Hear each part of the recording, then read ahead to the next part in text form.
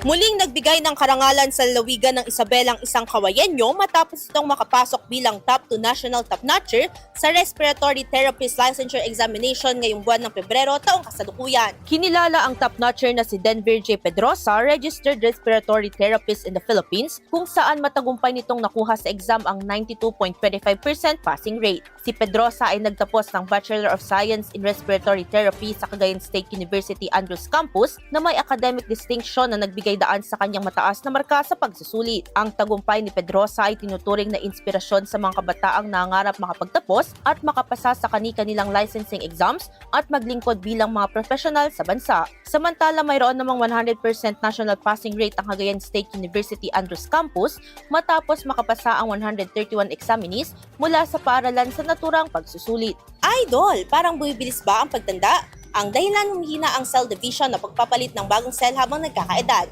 Natutuyo ang balat dahil sa paghina ng elasticity.